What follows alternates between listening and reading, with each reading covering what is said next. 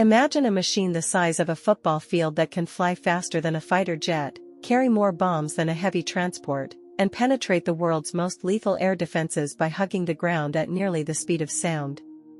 It was built for one reason: to deliver the end of civilization. This is the B-1B Lancer, known to its crews as the Bone. For decades, Soviet radar operators lived in terror of this white-winged phantom appearing on their screens just seconds before a nuclear strike. It was cancelled, resurrected, and hated by politicians, yet it became the most utilized heavy hitter in the American arsenal. Today, we are diving into the high-stakes world of supersonic survival to see why the B-1B is still the most intimidating shadow in the sky, and why its roar is the sound of the ultimate deterrent. The birth of the B-1 was driven by a terrifying realization in the late 1960s.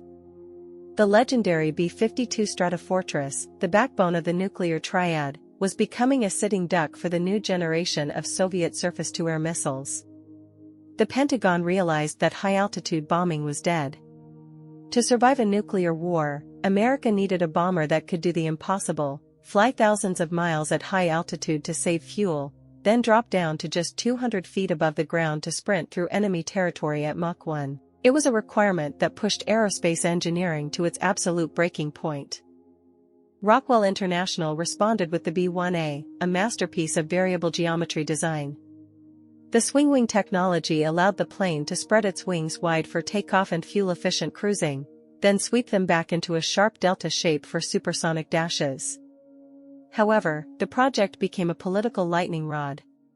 President Jimmy Carter canceled the program in 1977, claiming that cruise missiles and the upcoming stealth bomber made the B-1 obsolete. For 4 years, the project was a walking ghost, surviving only in secret test flights while the Soviet Union breathed a sigh of relief. Everything changed in 1981 with the election of Ronald Reagan. He saw the B-1 not just as a plane, but as a symbol of American resurgence. He resurrected the program as the B-1B Lancer, but with a radical shift in mission. The B model was no longer just about raw speed at high altitude, it was optimized for low-level penetration. Engineers added radar-absorbent materials and a sophisticated terrain-following system that allowed the massive jet to automatically fly over hills and valleys in total darkness. It was the first true stealthy heavy bomber. The sheer power of the B-1B is hard to comprehend. It is equipped with 4 massive General Electric afterburning engines, each producing over 30,000 pounds of thrust.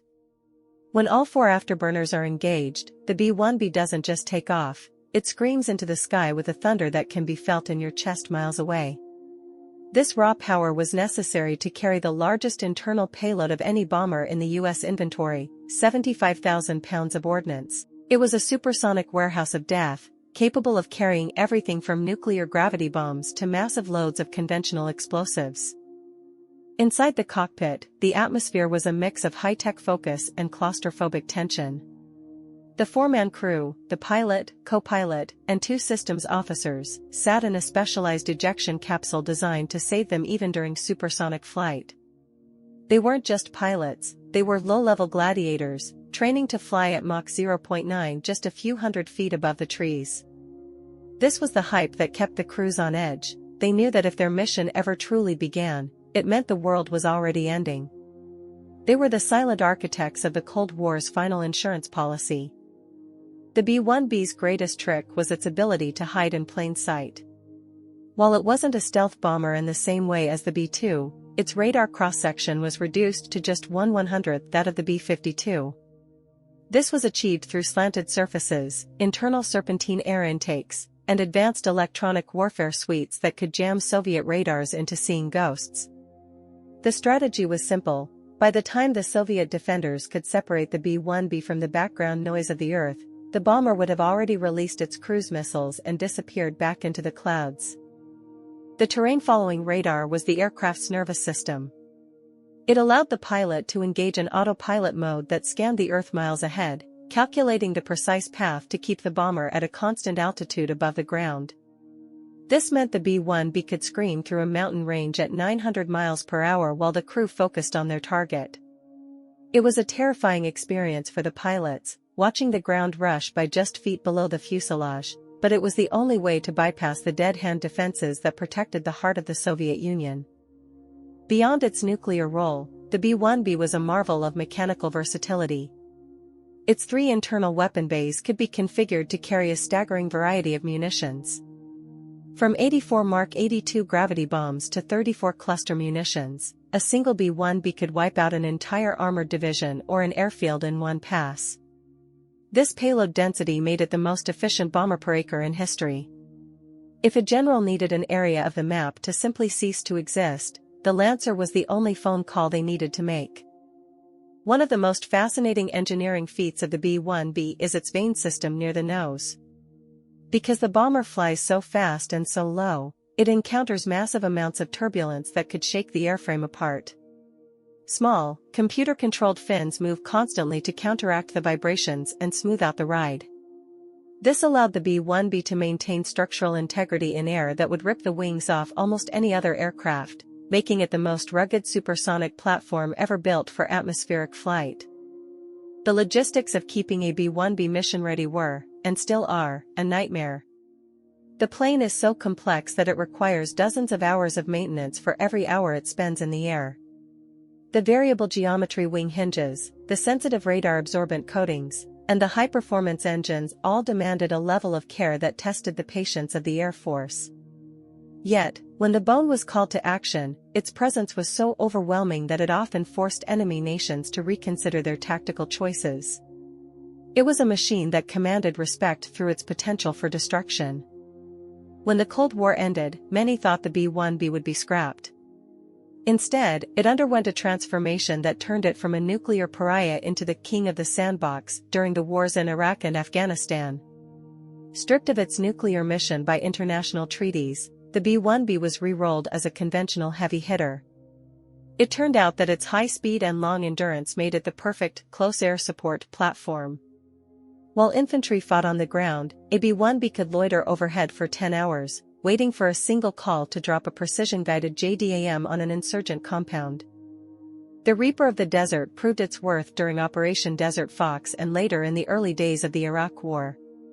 In 2003, a B-1B was used to conduct one of the most high-stakes strikes of the conflict, a targeted mission against Saddam Hussein himself.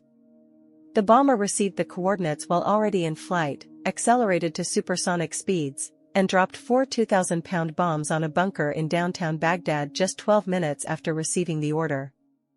This global reach demonstrated that no one was safe from the Lancer's wings. During the peak of the War on Terror, the B-1B flew more combat hours than almost any other airframe. It became the sledgehammer of the U.S. Air Force. In Afghanistan, it was common for a B-1B to take off from a base in the Persian Gulf, fly for 12 hours with multiple aerial refuelings, and drop ordnance on 5 different targets across the country.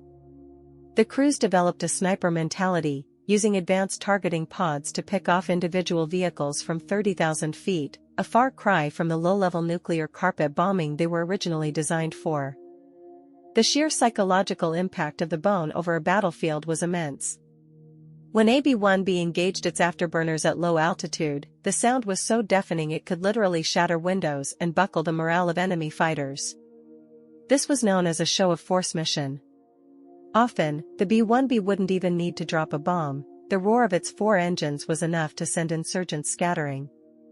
It was a 60-ton Predator reminding everyone on the ground that the most powerful air force in the world was watching their every move.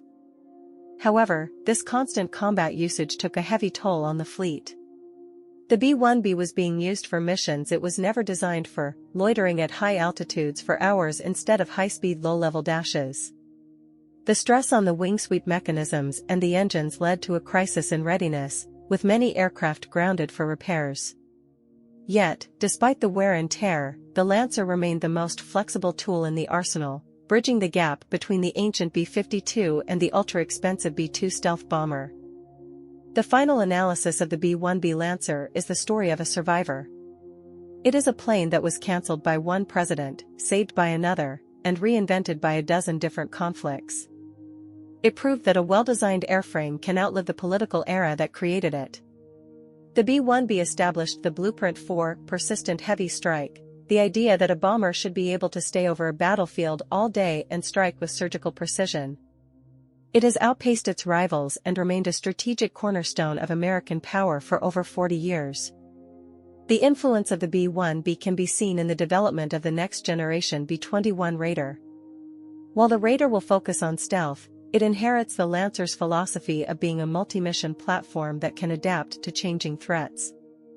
The B-1B taught the Air Force that speed is a form of protection, and that the ability to move a massive payload across the globe in hours is the ultimate deterrent. It remains a source of immense industrial pride, representing the peak of variable geometry aviation. Today, the B-1B is being pushed to its limits once again. It is being tested as a hypersonic missile carrier, using its external hardpoints to carry weapons that fly at 5 times the speed of sound. This would turn the Lancer into a standoff monster, capable of destroying a target from 1,000 miles away before the enemy even knows it's in the air. The Bone is not just retiring into history, it is acting as the testbed for the future of aerial warfare, proving that its massive frame still has a few more surprises left for the world. Standing next to a B-1B today, you feel its imposing, aggressive presence. It looks like a bird of prey waiting to strike, with its swept-back wings and needle-like nose. It doesn't look like a relic of the 1970s, it looks like a craft from a science fiction movie. From the Cold War sentinel to the terrorist hunter, the Lancer has remained the ultimate tool of global security. It is the machine that ensures the distance between a threat and its destruction is as short as possible, turning supersonic speed into a permanent law of the sky. In the final analysis, the B-1B Lancer is a magnificent success of American aerospace ambition. It was a machine built for a war that never happened, and in doing so, it helped prevent that war from ever starting. It outlasted its critics, outfought its enemies, and defined the era of supersonic power projection. The Lancer remains the sovereign of the afterburner, the ghost of the tundra, and the machine that wrote its history in the sonic booms of the 20th century. As it continues its watch over the world, its legend is secure, written in the heat and the steel of its engines. The B-1B Lancer is more than a bomber, it is a supersonic guarantee of peace through overwhelming power. It proved that in the modern era, the most important armor is the ability to strike from the shadows of the earth at speeds that defy reaction. It has protected nations, deterred empires, and shattered the myths of defensive invincibility. It is a masterpiece of fire, titanium, and absolute speed. Thank you for joining us on this deep dive into the history of the Bone. Is the B-1B the most underrated aircraft in history, or is its complexity its greatest weakness? Let us know what you think in the comments. Don't forget to like and subscribe as we continue to explore the fire and steel of history. Peace out.